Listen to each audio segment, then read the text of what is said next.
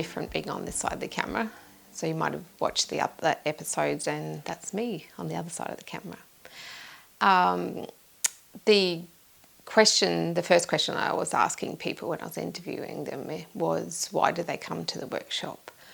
Well, I came to the workshop because I was commissioned to take photos of the workshop and do a little bit of a documentary on the workshop as well, which I love to do. I love to capture stories.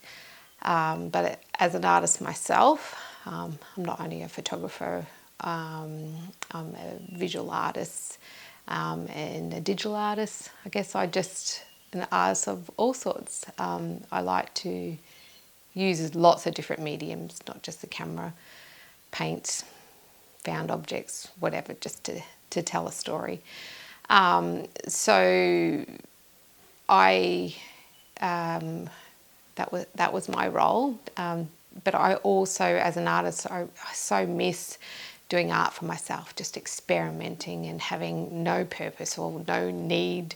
Didn't have to follow any boxes to do that artwork, and I really miss that. So I wanted to try and do the workshop as well. So I'm so bad for wanting to do it all and try and fit it all in. Hindsight, half of me wishes that I got to just concentrate on that. The other half was that I so enjoyed telling stories as well. So I guess split in half there. But anyway, I guess to sort of tell you about how the collective stories came about. So as I captured and then also did my coat, I wanted to do some interviews and just have a few seconds of what people had to say about the workshops and the environment and what they got out of it. But I think it was 2 minutes into the interview of the very first person, and I went, this is so much more than just 20 seconds of somebody. I loved hearing that everyone's story about the coats and their journey through those 3 days was really different.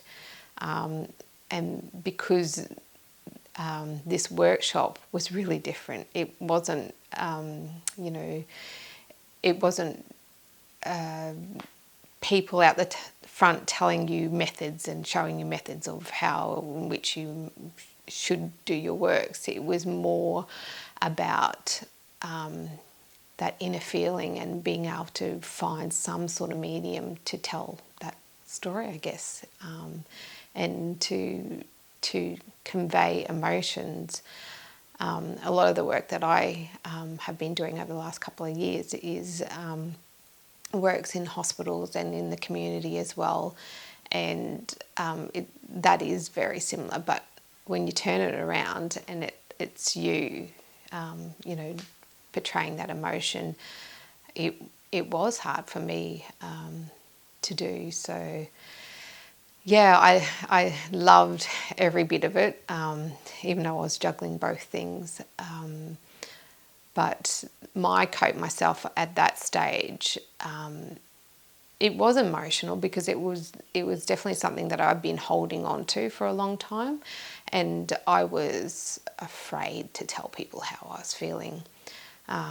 So I had a photography business for 15 years, and it was a very profitable photography business, and I loved it.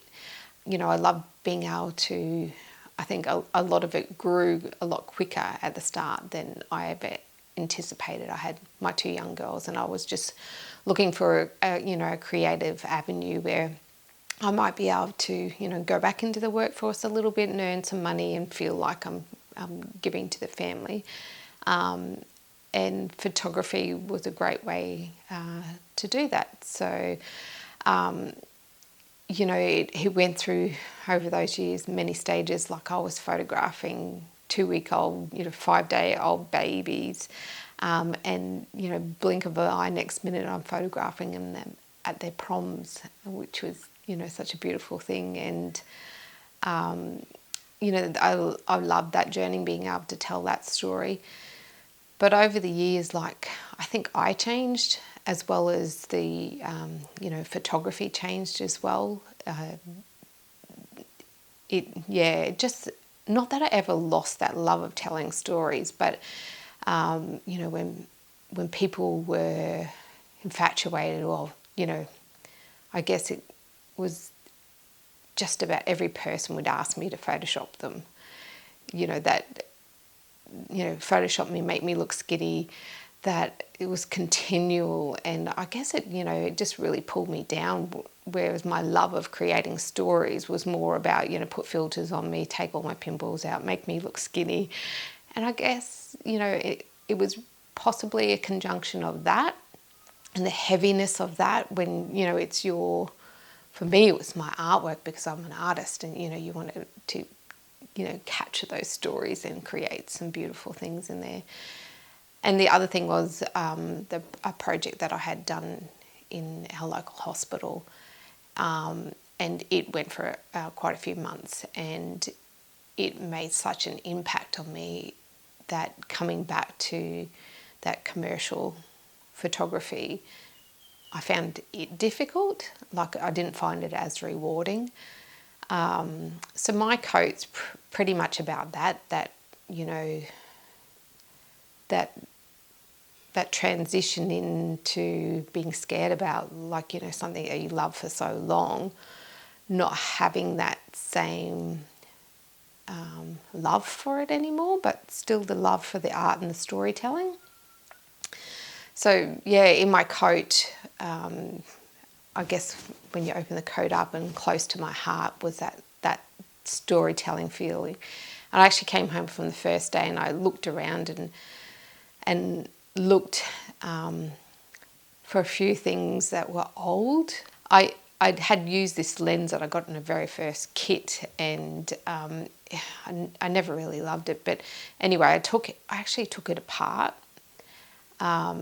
Actually, it was that lens and a lens that I used all the time. So there was two different lenses, and it was the one that I used all the time, and the sensors in it had gone. And I took it apart and all the many layers inside of it, and I took all the screws out, and there's a gazillion screws, and shoved it in this smaller lens that I didn't like so much. And it was like, I guess it's a little screw time capsule, and I placed that inside of the coat, right at my heart. And then on the outside of the coat, I wrote down all the words that I guess to me now, I guess it's some sort of barrier for that love for it. Like, every time that I went to, you know, to have a session, and those words that just, you know, put up this barrier straight up.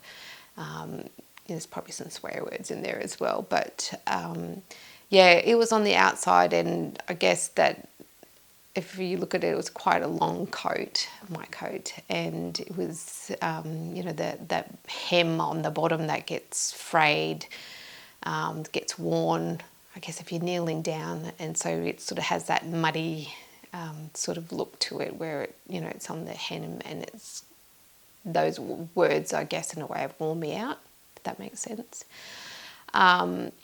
And I found some fishing line as well. It was like a cast net, and there's those weights in the bottom of it.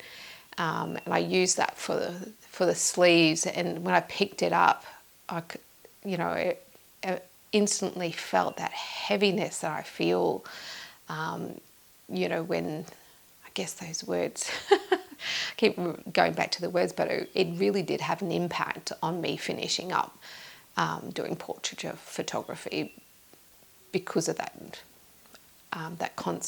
those constant words that came out: Photoshop me, make me look skinny, you know, put a filter on, you know, all those kinds of, I guess they're self-image type words, which, you know, they're, yeah, anyway.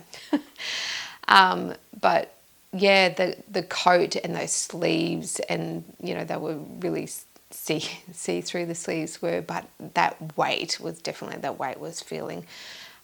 So bottling those kind of feelings up and being scared about letting them out. But I really do feel like that weight has been lifted off. So being able to get those emotions and those feelings out and be heard by other people and, not have that weight inside.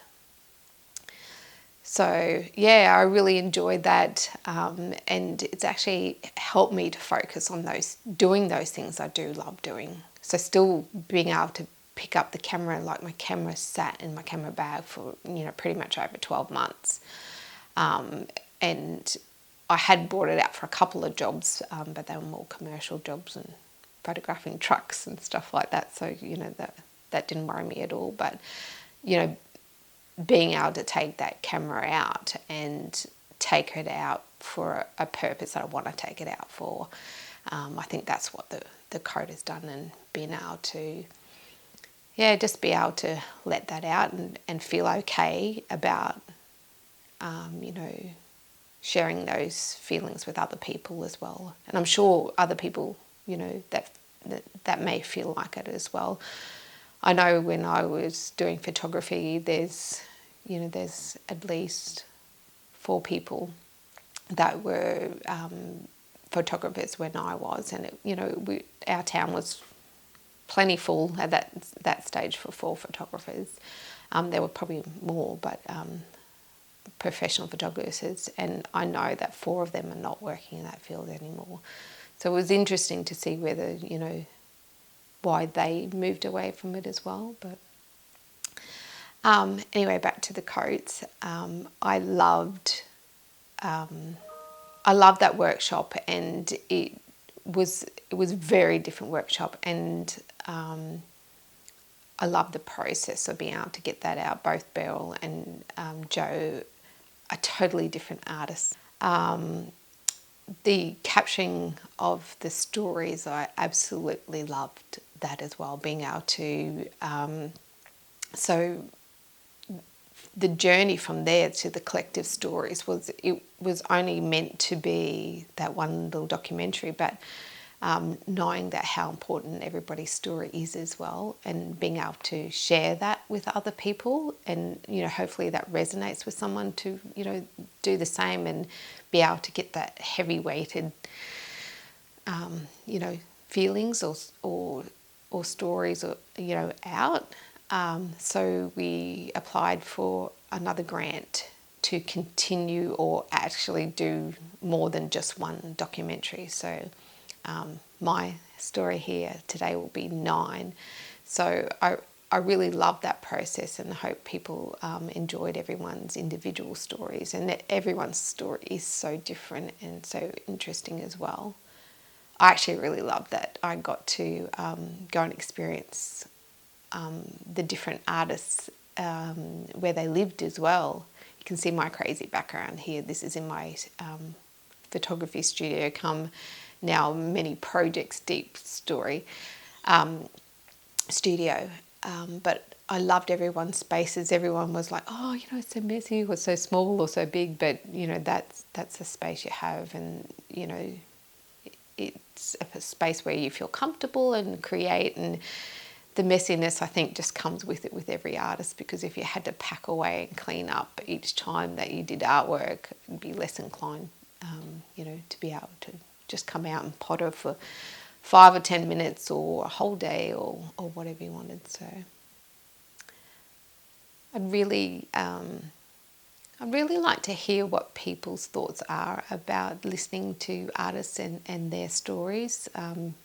I'd really love to, if there's an opportunity in the future, to do more projects where we're interviewing regional artists and listening to their stories about their journey through art and their arts practice.